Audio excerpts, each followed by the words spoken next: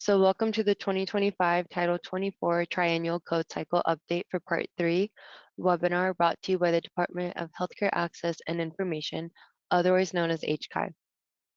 You may download the presentation for today's webinar in the Go To panel under the Materials section. We will be answering questions at the end of the presentation. If you have questions, please type them in the question panel. We will not be answering questions from raised hands during today's presentation, so please type all your questions in the question panel. If you experience transmission difficulties during the presentation, please log out and rejoin the webinar using the login information that was sent to you by GoTo. Today's presenter is Jamie Schnick, the Senior Electrical Engineer and Electrical Technical Lead in the HCAI OSHPD Building Standards Unit. Next slide, please. AIA California is still pending approval for 1 unit of learning credit for this webinar. And once again, thank you for joining us today, and I'll now hand the presentation over to Jamie. Thank you, Simrit. So we have a lot to go over today. As Simrit mentioned, we'll be talking about the CEC 25 code updates. There's kind of 3 different flavors to these updates. We adopt the 2023 NFPA 70, and there was a number of updates that were in the model code. And then housekeeping HCAI specific amendments. And so you'll see these banners in the top corner of each, and some of them are combo changes. So the 2023 NEC updates include added sections.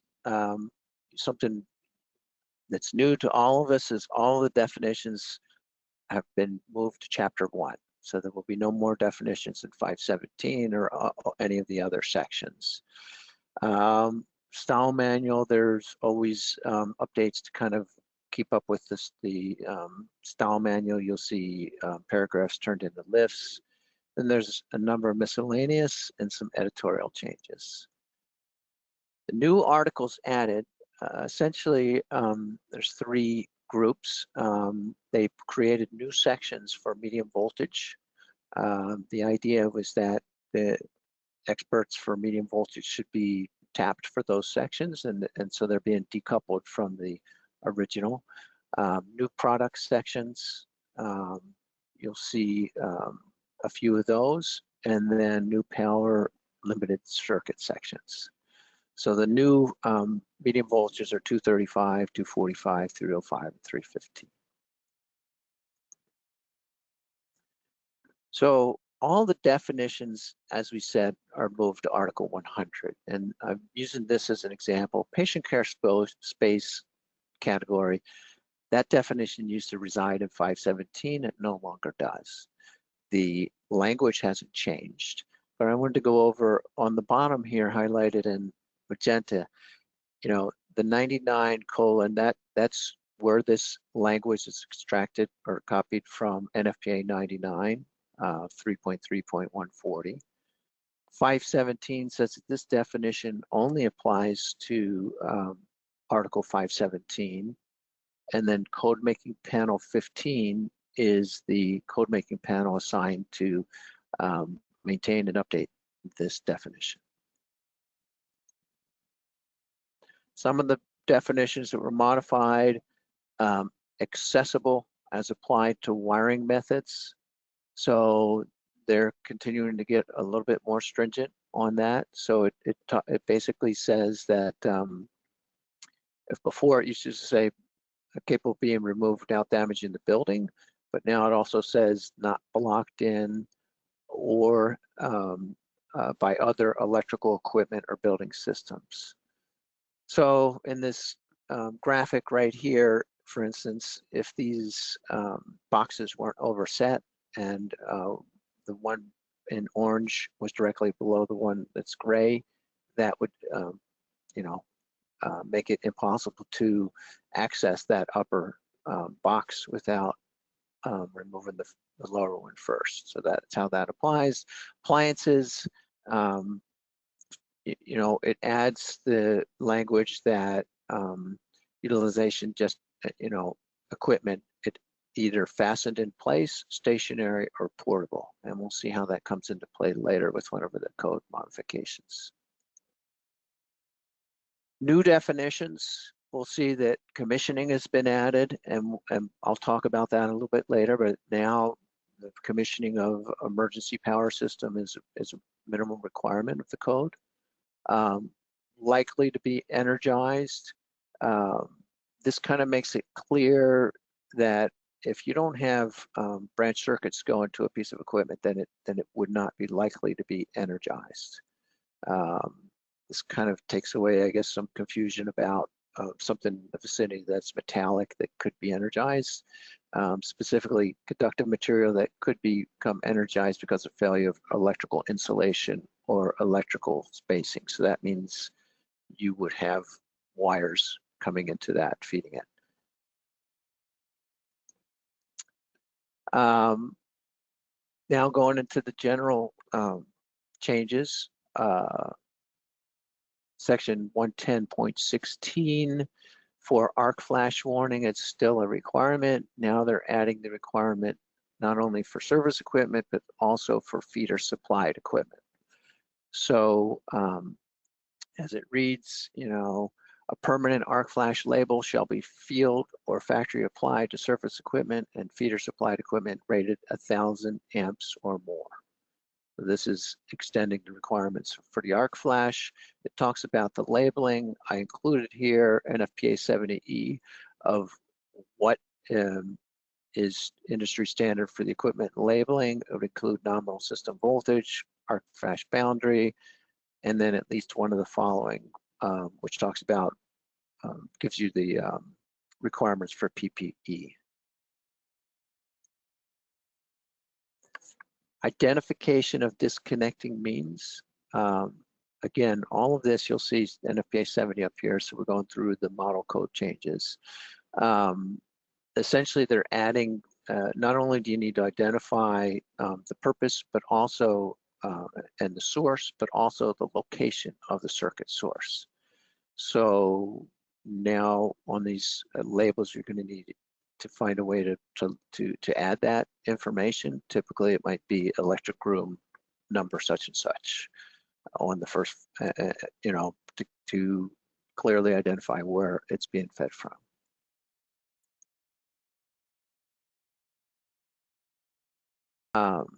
Space is about electric equipment. So I want everybody to pay super good attention to this one because I think this is a big change. This is one of the few, and I'll try to point them out when I see them, that this could, if not addressed during design, create tremendous problems. So we always had the requirement for working space and access to an egress from the working space. Typically, we look at that as condition 1, condition 2, condition 3, depending on the voltage. It's 3 feet, 3.6, up to 4 feet. In addition to that, you're going to have to take into account that open equipment doors shall not impede access to and egress from the working space. Access or egress is impeded if one or more simultaneously opened equipment doors restrict the working space to less than 24 inches. So this is a current project. It's nearing completion of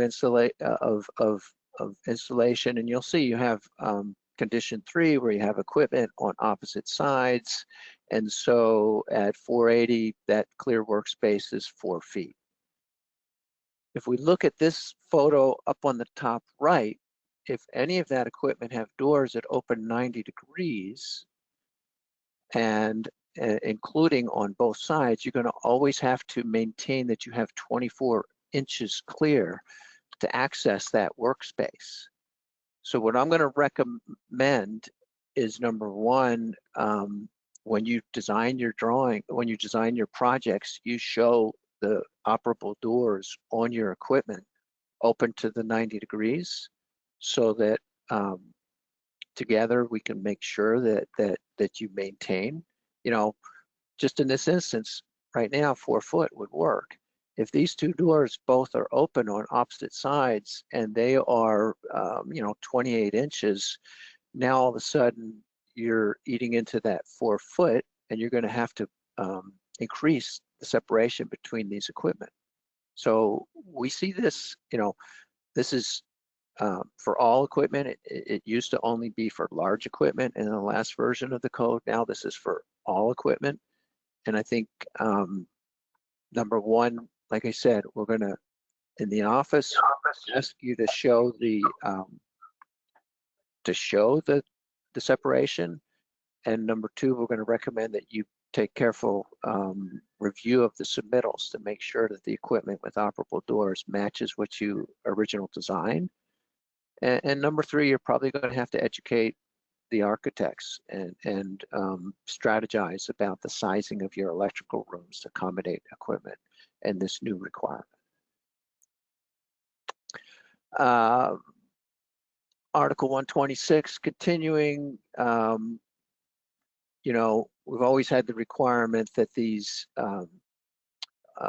operable electrical equipment that's up above the ceiling space would still have limited access, which is basically the same dimensions that you require on the floor. Now the code is adding that clear access needs to continue all the way down to the floor. So for instance, in this photo that we're looking at, if there was a piece of switchgear that was underneath of this disconnect, you wouldn't meet the new requirements for limited access. If there was any kind of a wall or if this was other obstruction. So basically it says fixed cabinets, walls, or partitions are not allowed to be in below that required clear workspace.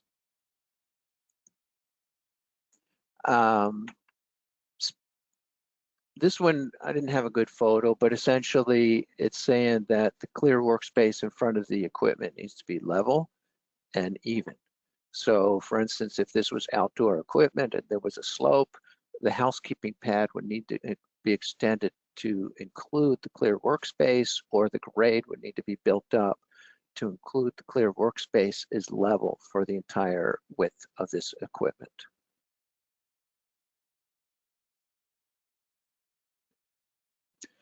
I don't really, this is a new code, but I don't think it comes into play that but we'll have to be careful to make sure that it's adhered to. The doors that lead out of the electric rooms need to be able to open at least 90 degrees.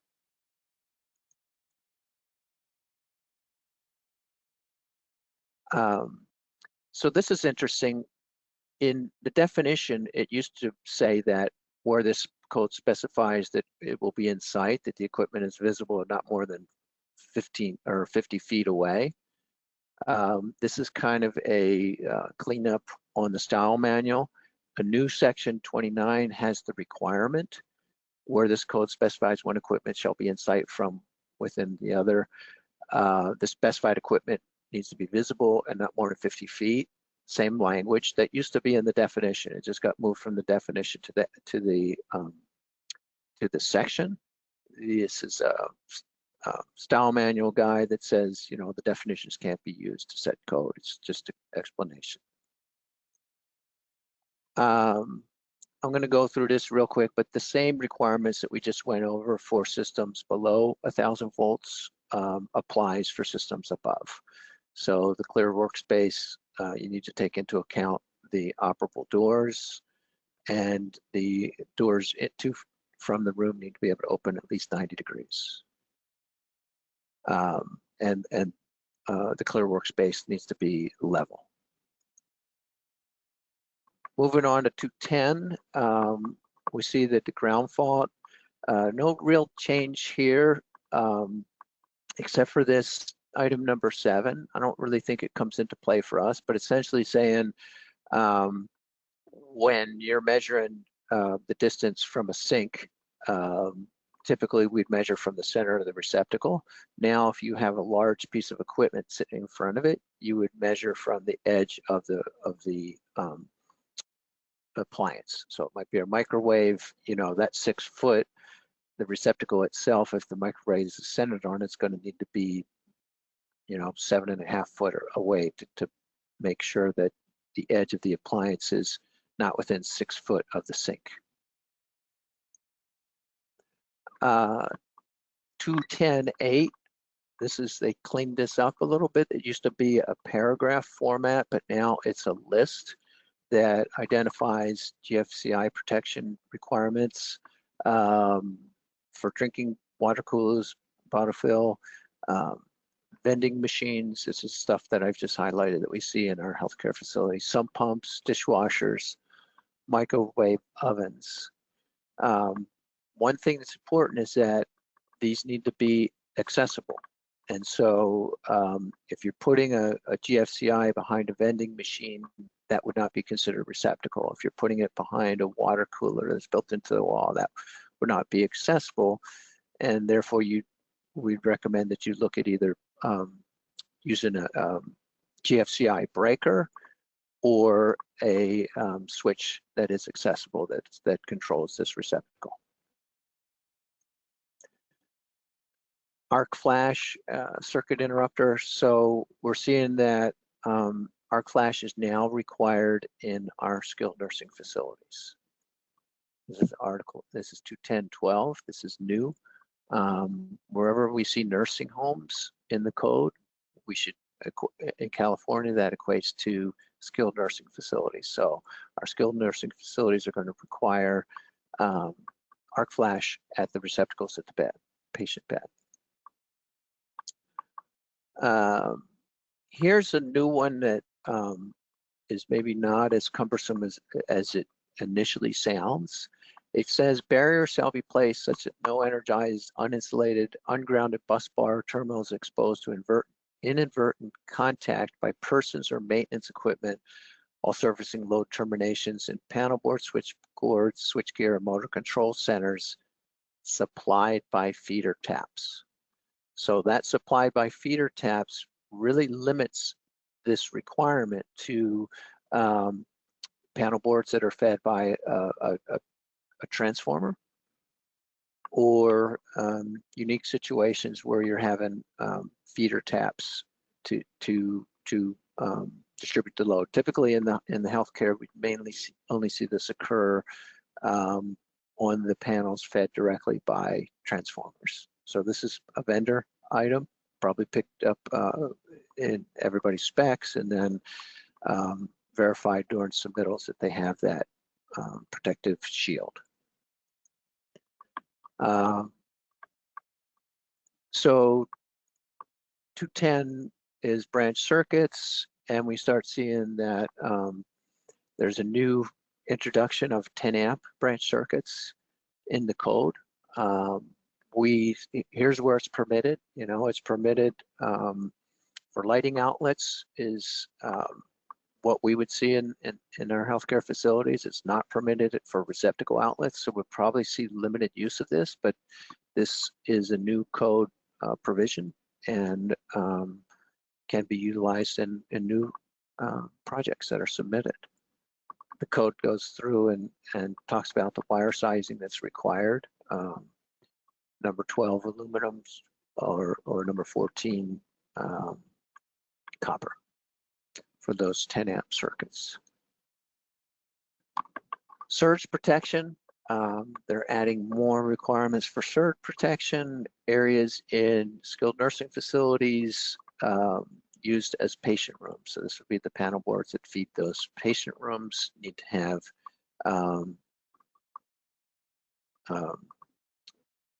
this surge protection.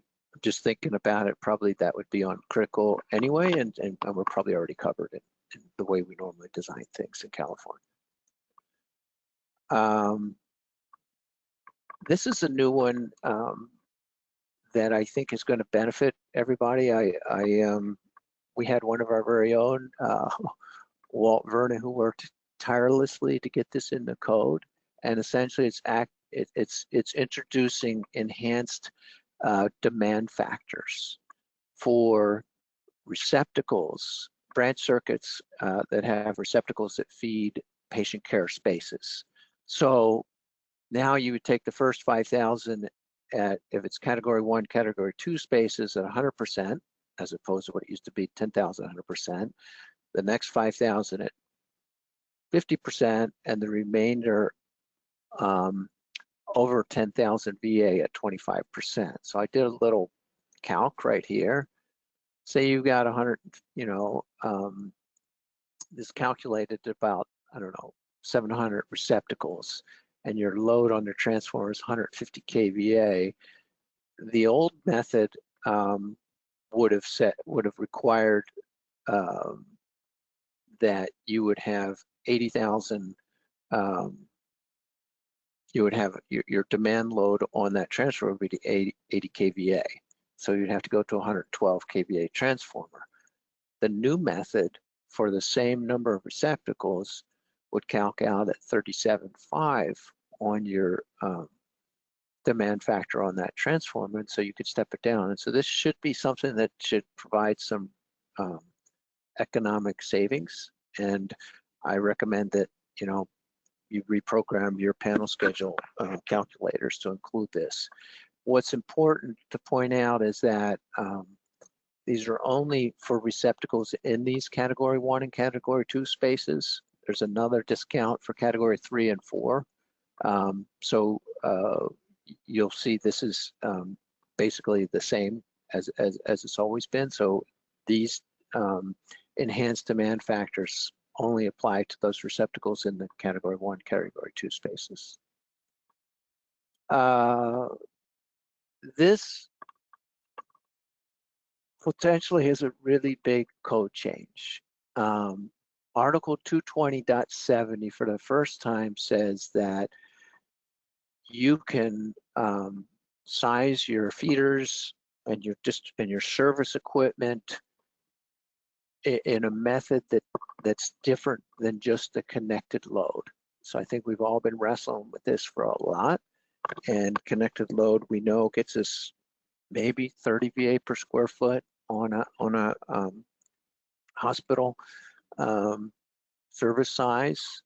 But if you install an energy management system that has the set point that clamps that maximum value and either uses load shed, well, would have to use load shed if your connected load is more than what you want to use for your demand load, then you can calculate your service size, your feeder size, your loads at the desired level. So if you say, wow, my hospital calcs out connected load to 30 VA per square foot, but I know it's going to only use 10 VA per square foot, you can put in an energy management system that has a load shed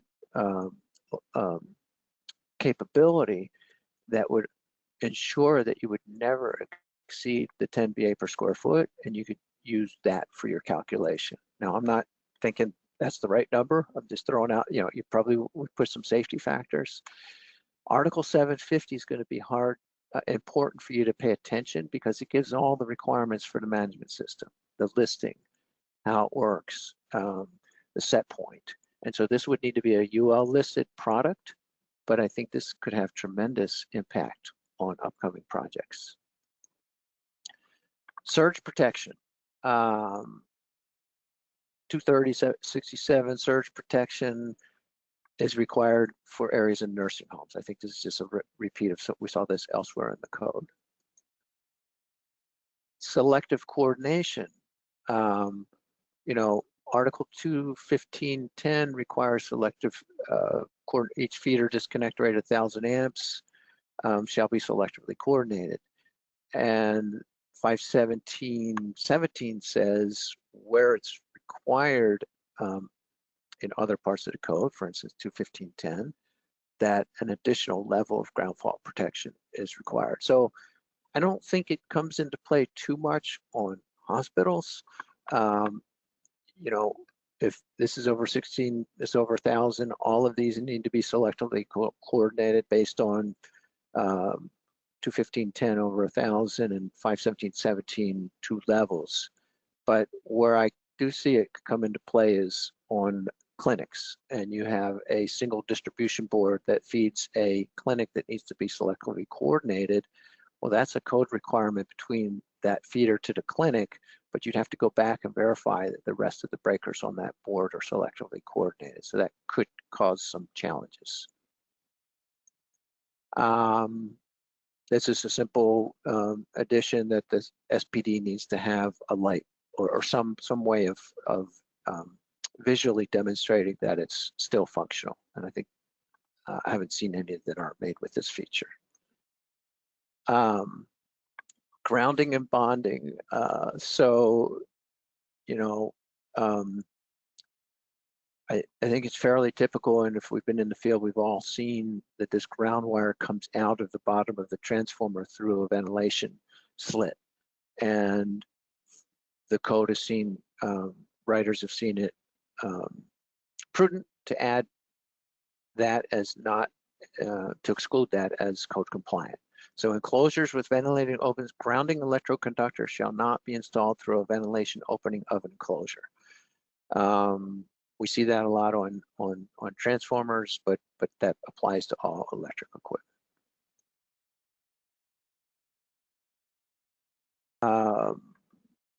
And I think, you know, this is going to be an education. The contractors are used to doing this. This is, I would think it would be a spec item, but I think it would make sense to add a specific note to the drawings that says that, so everybody's aware of the requirement to avoid rework. This is Article 300, talks about, you know, where an exit enclosure is required to have fire resistant, only electrical wiring methods serving equipment permitted by the authority in the exit enclosure shall be installed. So typically we see, okay, we're going to limit those penetrations into the enclosure, which is fire rated. There's an exception now to the code that says you can penetrate that to feed exterior lighting on either at each level or on the ground level, wherever that occurs. Tamper resistant receptacles, 40612.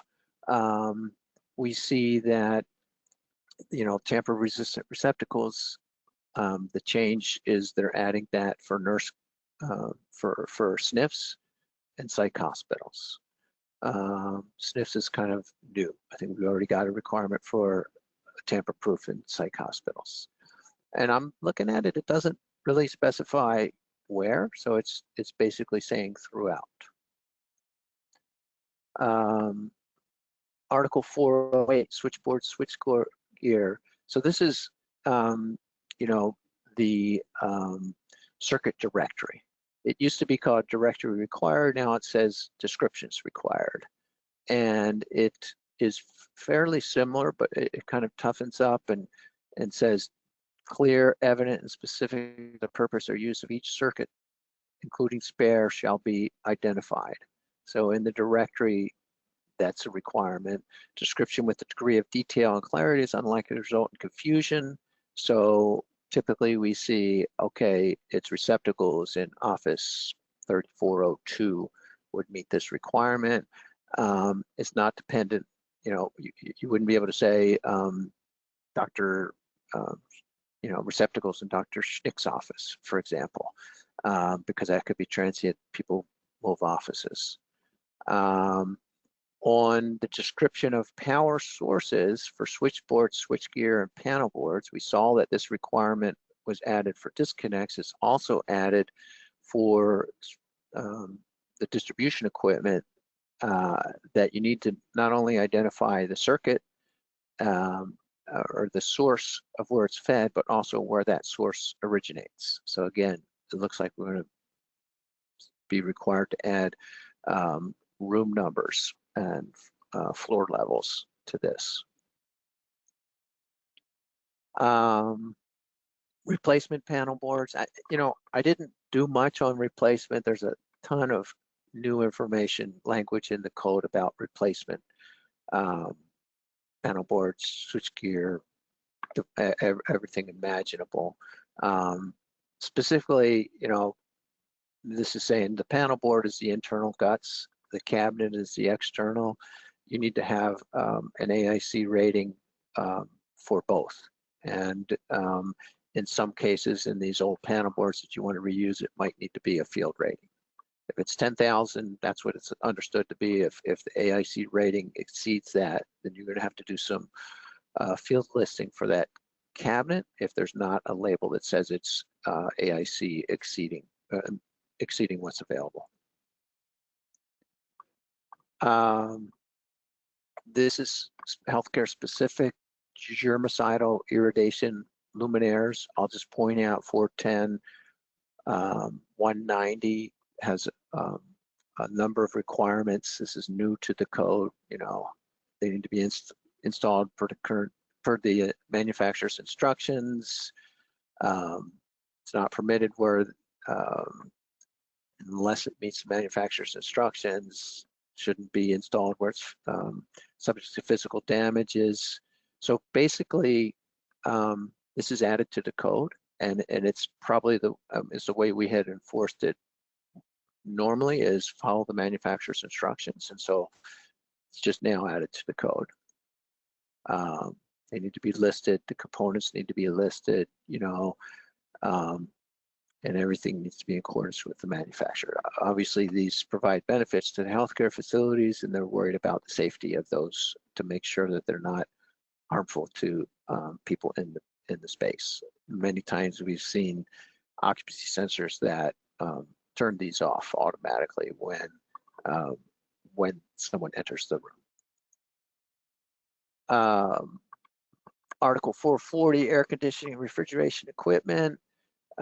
This just goes and specifically states disconnecting means shall meet the working space requirements. So we frequently have the question of, oh, it's I've got, you know, my disconnect from the manufacturer that's 7.6, but or 6.5 foot, but when I put it on the pad, that it exceeds that. Well, this is specifically, as we've been enforcing, states that that's required to meet all these requirements in 110.26, which includes depth, width, and height of that disconnect. You can't have it where it's obscured by other overhanging pieces of equipment. Generators. The disconnecting means shall be permitted to be located within the generator, behind a hinged cover or enclosed panel. Again, we still have those requirements of 110.26, and this is a challenge typically. So I just point that out. Generators, emergency shutdown of the prime mover, remote emergency shutdown, you know, this states at a readily accessible location. So we have had some instances where these are located not readily apparent to the generator. So we recommend that you share. We'll try to look at it on our side and make sure it's at an appropriate location, so it's a readily accessible. And people, obviously, the idea is that people can quickly and easily kill the power to the generator if it gets out of safety tolerance. 510.17. This is still the national code, and it talks about spaces of nursing homes and care wired in accordance with temperature functions as determined by the healthcare facility. So what this is saying is that Part 2 shall not apply to the following. Part 2 talks about the quantity of receptacles. Part 2 includes 517.13, which talks about the what we used to call redundant grounding or grounding via pathway and wiring. And this is saying specifically it doesn't apply to spaces in the nursing homes.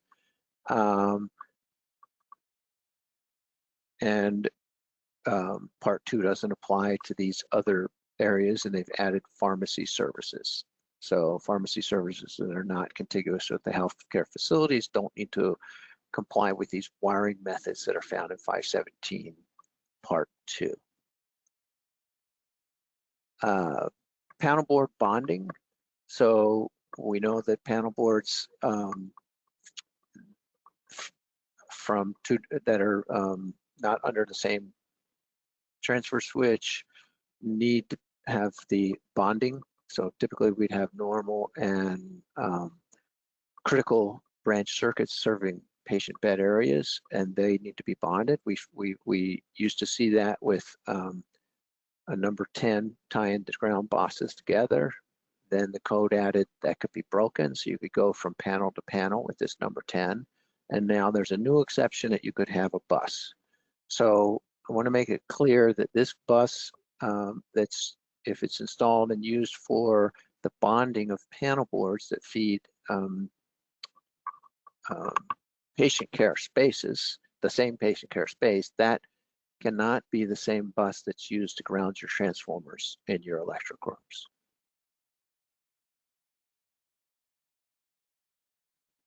Um, 703 talks about the commissioning plan, and the authority having jurisdiction shall witness the commissioning of the complete system upon installation.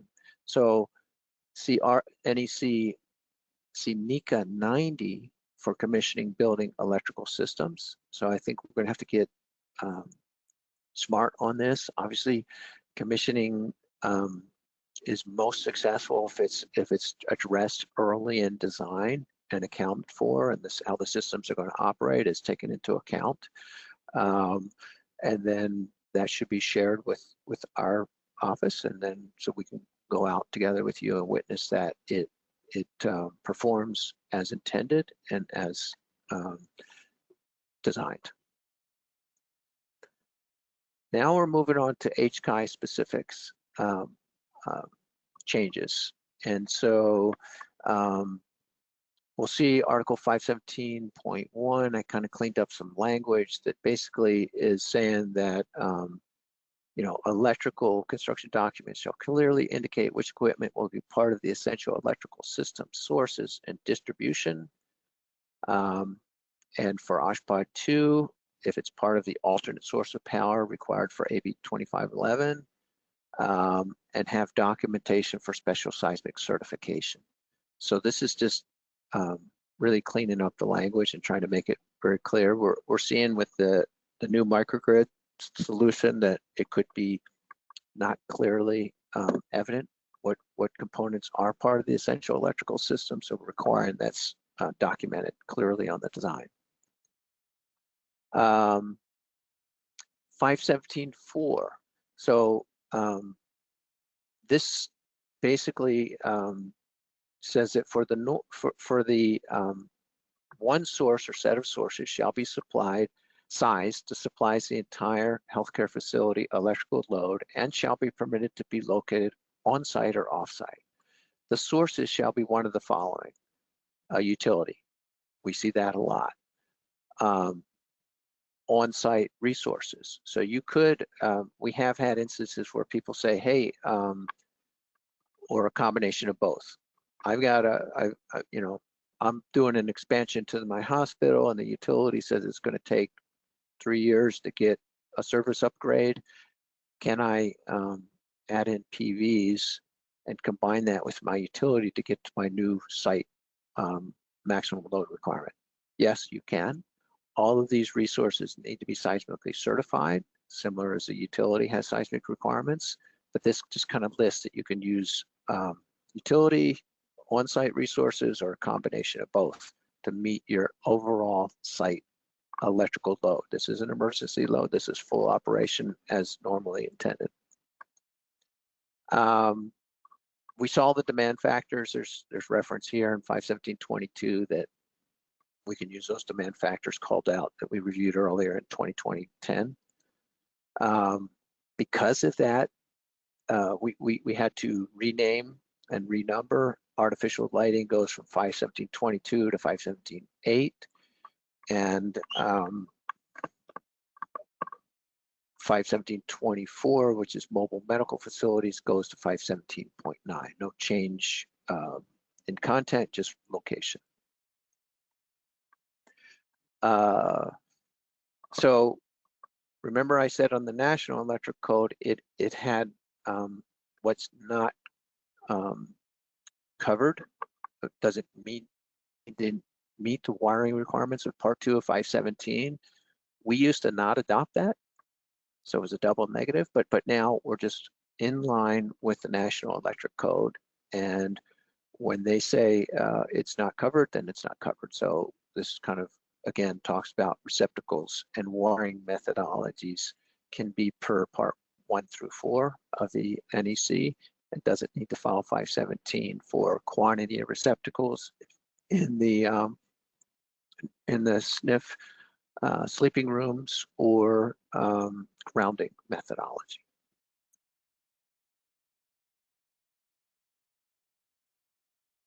So 517.29, type 1 essential electrical systems. This was just a vocabulary. We're basically saying that these type 1 for OSHPD 3 would only apply if there's surgery.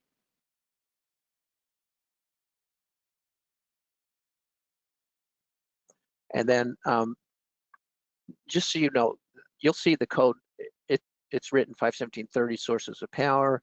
A is from the model code. A1 is the OSHPD amendment. So this red is figurative. It's not actual. When you read the code, both of these will exist, but whenever you see a and then right behind it an A1 or a B and then right below it a B1, the A1 takes precedence. And so A would not apply. And it's really just kind of some language that got refined. And this has to do with, the emergency source and how the code has been evolving to permit other sources than emergency generators. So I'll read through this, just kind of go through. So, in these facilities that require a type 1 essential electrical system, which is OSHPD 1, 3 surgical clinics only, 4 and 5, 2 independent power sources. The essential electrical system shall be served by 2 or more independent sources or set of sources, in addition to the electric power sources called out in 517.4.4. So in 517.4, we said you need to have enough sources to power the entire facility, normal and emergency. In addition to that, each healthcare shall have 1 on-site source sized to supply the entire electrical system. So essential systems need to have 2N of sources, and you can use that to be part of the normal feed as well. So both sources, entire site, and essential electrical may share resources. So you could have, if your site requires 5,000 amps, you could have a 5,000 amp distribution board. You could have a 4,000 amp utility service. You could have an extra 1,000 amps that is both normal and emergency. Normal to meet your 5,000, and then emergency to meet your essential loads. So both sources, entire site, and the essential electrical may share resources. However, neither source or set of sources shall depend on the other to meet the calculated load. So worth trying to be in line with the National Electric Code. I had some extra verbiage in here to make it clear. We call out, like we did earlier, clearly indicate all essential electrical system components on the design documents, and the sources, the 2 independent sources that are required for the essential loads cannot be co-located.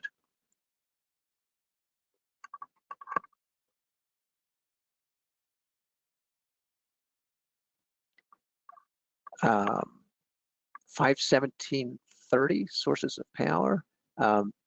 You'll see that this is the, this is the model code. It talks about the sources. One could be utility, one could be generators, another could be fuel cell, another could be energy storage, and a healthcare microgrid, which allows any combination of these above, could be used to meet the essential electrical system requirements. You'll see that we call out here that you need to meet the commissioning requirements called out in NFPA 99, and I specifically identify the section because they went into detail in 99 on minimum commission requirements for essential electrical systems. I added in 51730 that there'll be a temporary source of power for maintenance or repair. So this used to be talking about a generator, a tap point for a generator, but I've reworded it so that the idea is that if you're relying on multiple sources to meet your essential electrical system load, that you need to have a tap point that is equal to or greater than the largest single unit that you're using to meet your essential electrical system load. So you can obviously wheel in a temporary source, whatever that might be, generator, battery storage unit, and put that in place while you're repairing or working on one of the sources. So the essential electrical system shall include permanent switching means to connect temporary or permanent on-site resources, energy sources, configured and sized adequately to provide power for the essential electrical system, such that additional resources can be connected without rewiring to meet essential power requirements for any individual equipment that might be replaced or failed.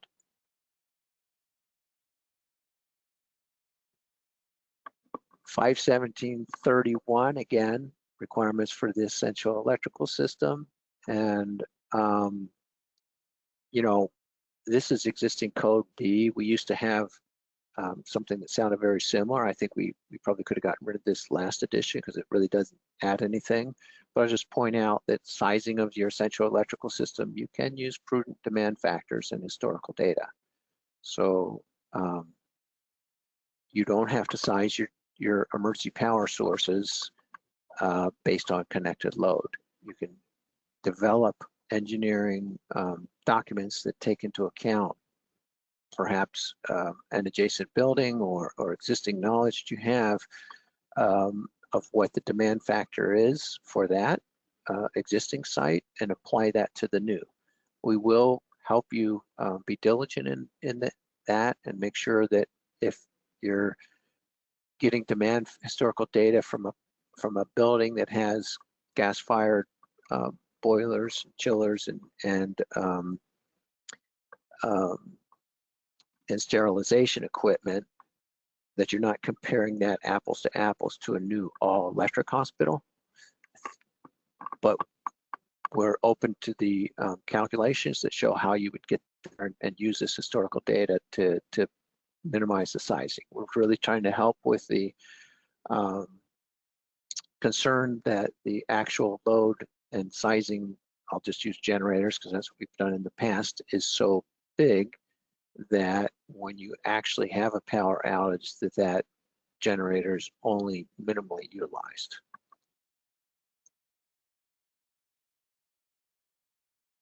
Uh, 51731, we're going to see this throughout, and I'll go through it with each, but we're moving the requirements for on-site fuel storage from Article 700 to Article 51731. There's a number of reasons to do that, but one is that at the national level, they're trying to divorce 517 from 700. We aren't there yet, but this is kind of preemptive and helping us keep ours organized. So for on-site energy storage systems, this is for type 1 systems, they'll have sufficient resources on-site to provide continuous essential power as follows. Number one, for a correctional treatment centers to provide optional services shall be available for 24 hours. What we're used to is for acute care hospitals, it'll be 72 hours. And then we'll see down here for the following: with 7 or more beds, correctional treatment, basic service acute hospital, it would be 6 hours. So this is potentially going to become quite interesting because we're used to a single diesel generator with diesel fuel tank in the ground that meets this 72 hours, and now we're going to start looking at things, be able to look at things differently, because you might have some kilowatt hours that you can produce or you have in reserve if you have batteries on system. You might have some from a fuel cell if you have storage on site for the fuel cell. So this will become quite interesting, but we're trying to change the language to get away from just generators and say essential electrical system sources. And we're open to the idea that there's going to be new calculations based on what those sources are.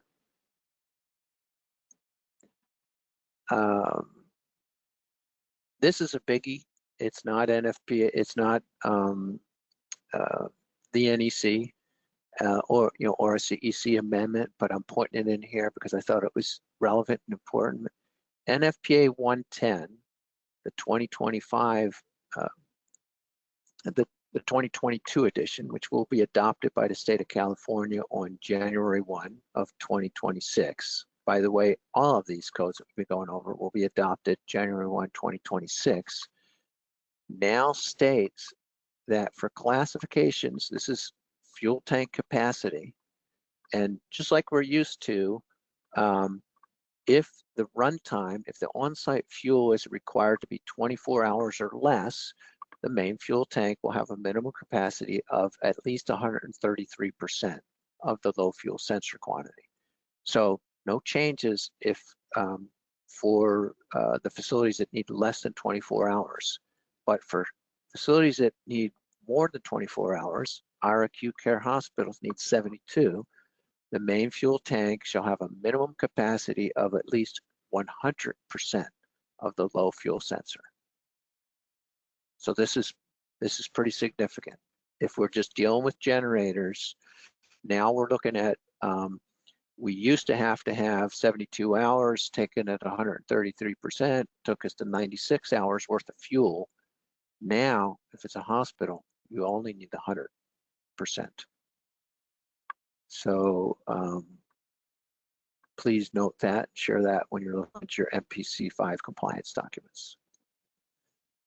Now we're moving into 51741, which is type 2 essential electrical systems.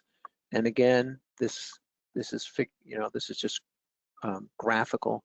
This still exists in the code, but what we're going to enforce is 8.1. And again, it's basically the same language that we used for 51730. The essential electrical system shall be served by 2 or more independent sources, in addition to the electric power sources called out in 517.4, which is enough to support the entire.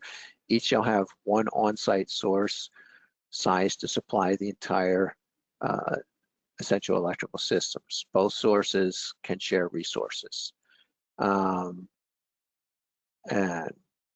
we go back and say, again, clearly indicate what's part of the essential electrical system, sources and distribution, and then the independent sources are going to have to be separated so that we don't have simultaneous interruption in the event of a catastrophe. 51741, we then revert back to, we got rid of our B1 amendment, and we're back to B as far as what the requirements are for the location. We add in, instead of rewriting it, we're saying the power sources can be the same power sources that are identified in 51730, B1 through B5. So we saw that before: utility, generator, fuel cell, PVs, batteries, microgrid. And then same requirement for permanent connection points. So the idea is that when you need to operate on one of these emergency sources, or repair it or fix it or disconnect it or change the spark plugs, that you can bring a temporary source without rewiring. And this connection point needs to be outside of the building. We say that in Article 700. And then for type 2 systems, like we did for type 1, we're moving the on-site energy storage system to 517.42 to Article 517. So 517.42G says, this is what you'll have for following healthcare facilities.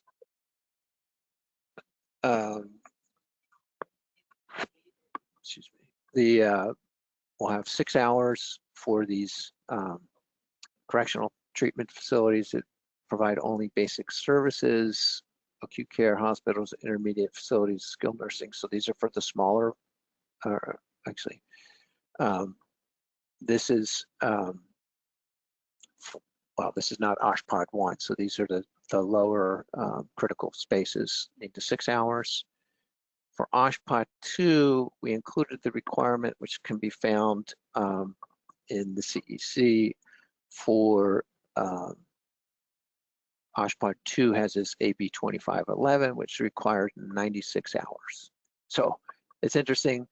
On the SNF, on the hospitals, we're back to 72 because of the NFPA 110 tank sizing.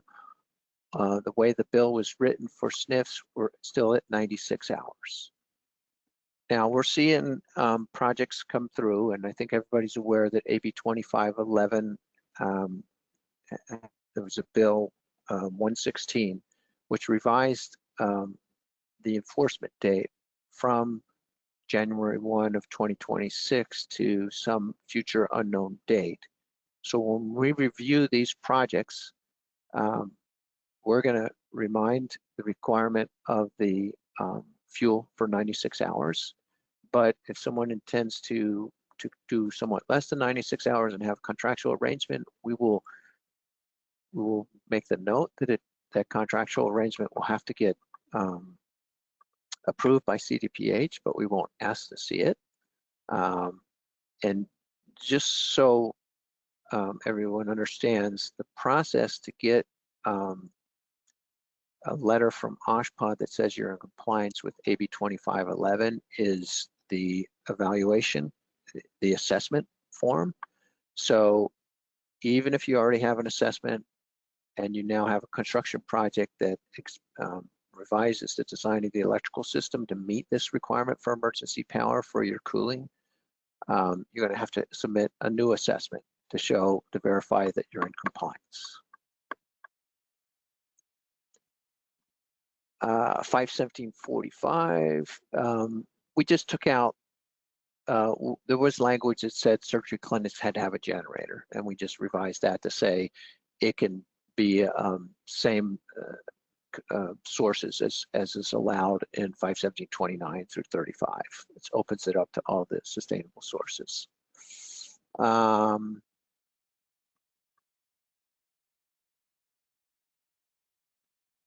For ambulatory surgical clinics, sufficient resources. So here we're just adding in that on the reserves of fuels of not less than 4 hours. That used to be in Article 700. We've moved it now to this 517.45. This is, I hope, not too significant, but we're always concerned about the language that was in NFPA 99 that required batteries to have 90 minutes operation for lights that are required to have battery in surgery clinics. So we've just added that 90 minutes to the OSHPD 1 requirements as well. So the surgery lights that one or more battery powered lighting shall be provided, shall be permitted to be wired to critical lighting in the area and connected to have any local switches. This is for anesthetizing locations, or what we would typically see as surgery suites.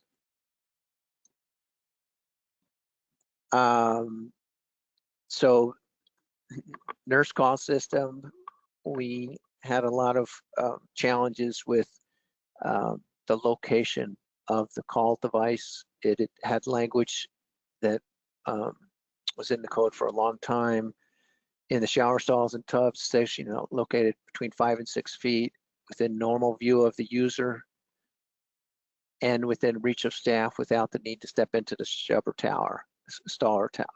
So that meant that you couldn't put it on this back wall, and it became, we thought, unnecessarily difficult to meet that. especially with existing facilities that are being remodeled, so we remove that requirement. Just needs to be at the correct height and in normal view. I think this might be the last one. You know, we talked about, well, I got one more. The requirements of fuel that used to reside in 700 for our healthcare facilities. So that's, we saw they were added in 517, so we just deleted them in Article 700. And then this one is you knew, and it's basically 711. This is wiring for Class 2 powered emergency lighting systems. So EPO, power over Ethernet, power over Ethernet lighting is what this specifically is discussing. And there's been a lot of, this clarifies the protection requirements. You know, it has general requirements, has identification requirements. This is a brand new section in 700. Separation of circuits, for protection, it says wiring shall comply with requirements of 300.4 and be installed in a raceway, armored or metal-clad cable, or cable tray. So this is saying that the power over Ethernet lighting does not specifically need to be in EMT conduit. There's other options. And it also gives the option of that last 6 foot, which is similar to what we see for our regular lighting or line voltage lighting. You can have, as opposed to a whip, in this case, you could just run 6 foot unprotected of the Category 6 cabling. And inside of the IT rooms, you don't have protection. You don't need to have protection for the Category 6 cabling. And that completes my presentation. I appreciate everybody's patience. I had a lot to get through, and I wanted to make sure I got through it. And I will start to take a look at questions. So if anybody's got any questions, please go ahead and put them on the board, and we'll take a look at it. So it looks like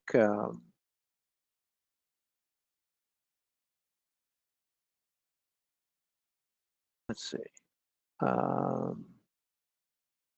So I see Melanie Marin has a question. How will the 11026 spaces about electric equipment be enforced in existing electric room conditions? Very good question. And I am going to go back to that picture because I really want to get the point across is that this is a big change to the code. We haven't seen anything like this first, that's going to affect the sizing of our electric rooms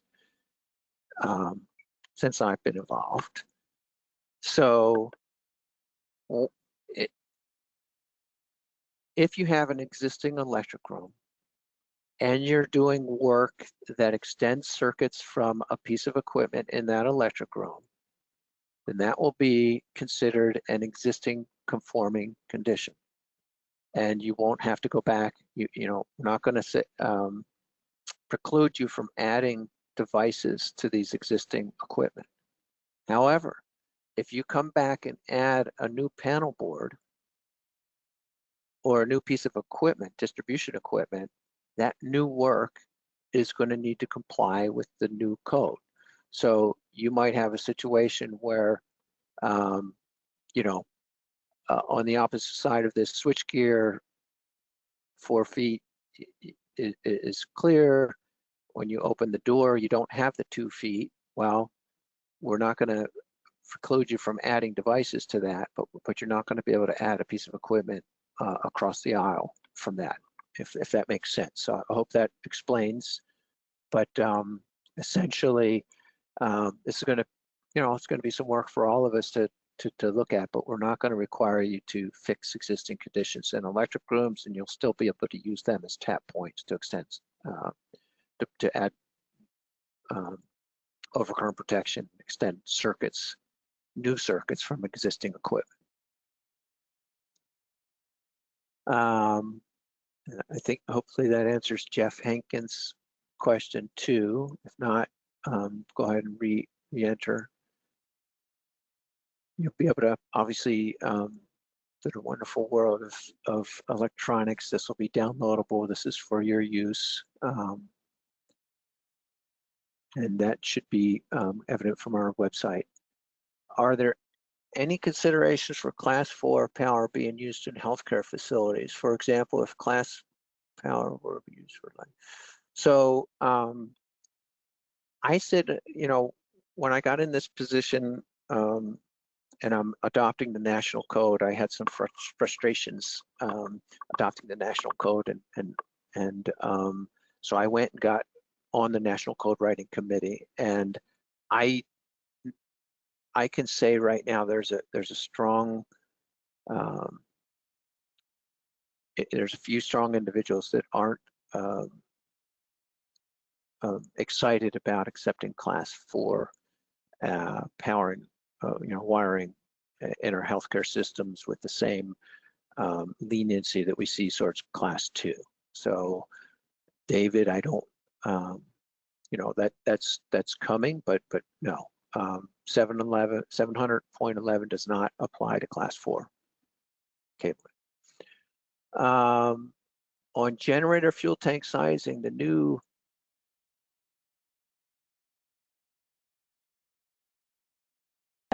on generator fuel tank sizing, the new 2025 NFPA 110 now only requires sizing to 100%. That's correct. So only 72 hours are required to comply with OSHPD 1, and that's for the NPC 5 rating, and that's correct. Yes.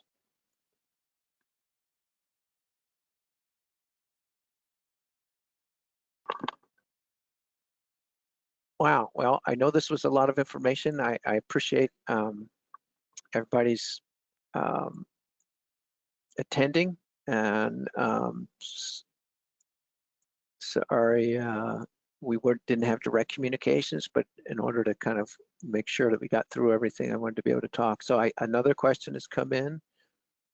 Is the Title 24 Part 6 California Energy Code adopted?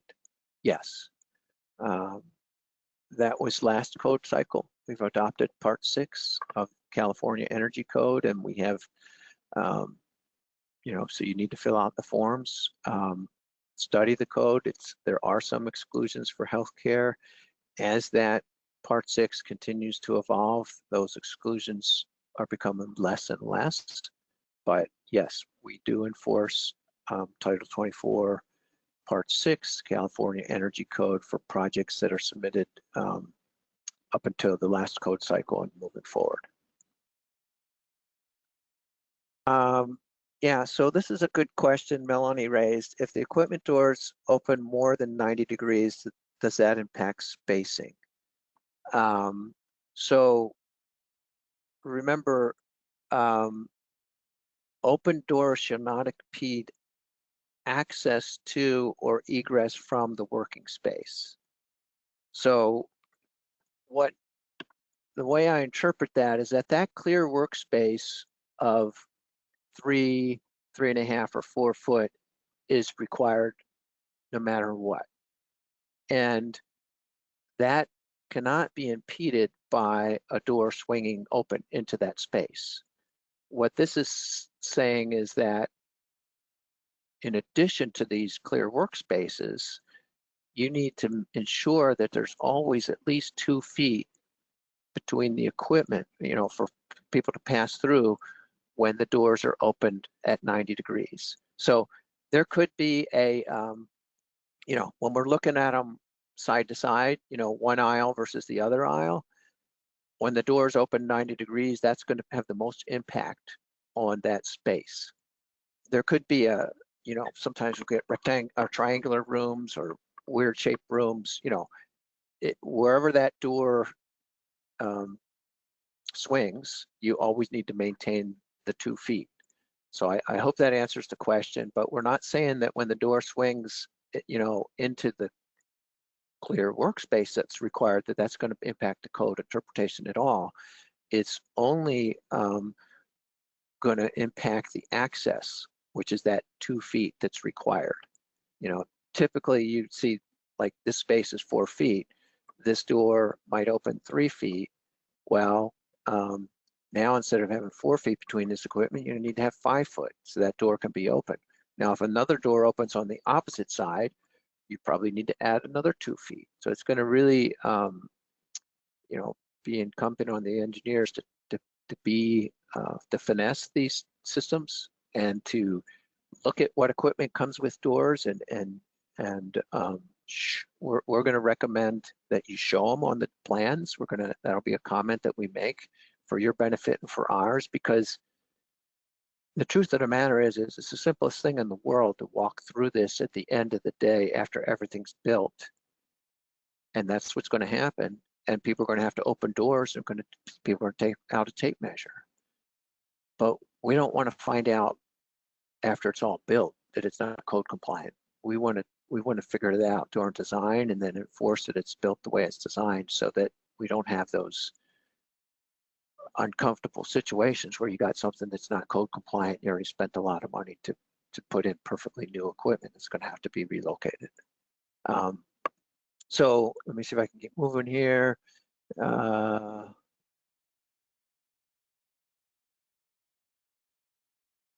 So 99, I think it was 2016, it was unadopted by California. So before that, we were enforcing portions of 99 for the essential electrical system, and I think that's going to make its way into the next round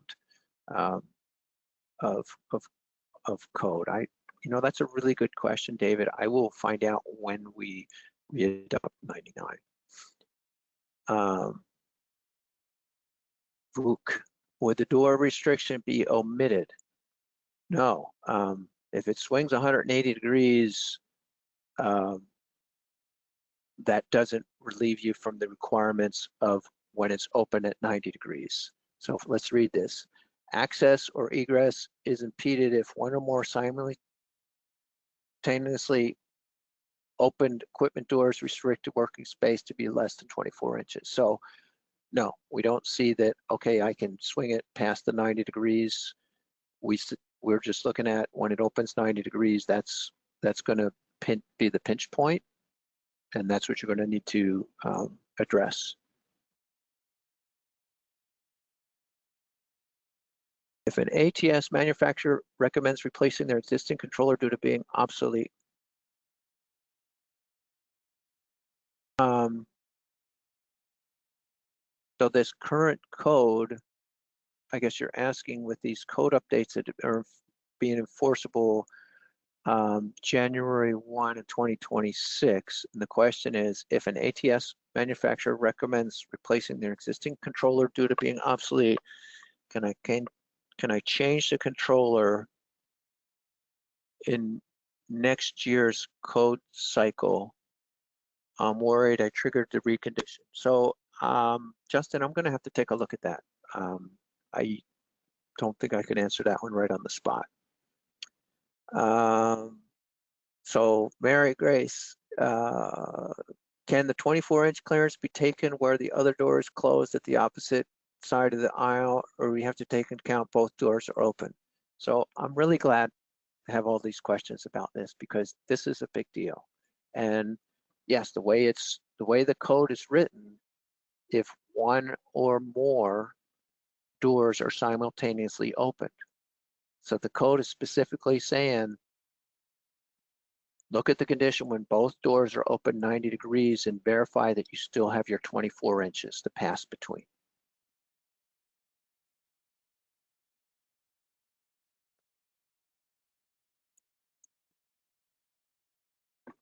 Okay, well, I don't see any more questions. What I plan to do is write down, I'll get a download matrix of all these questions, the ones that I answered right here on the spot and the ones that I didn't, and I will write answers that we will be enforcing to, and I'll have that posted along with the recording so that everybody can have that information. If it's something that's critical for a project that's currently being considered, just give me a call and we can talk through any questions that I wasn't able to answer today. So I thank everybody for their time. Look forward to moving into the next code cycle and hoping that people see that we've made some improvements to make things easier, less expensive, both as a national level and what we've done here in California. Thank you, and until next time, I'll say goodbye.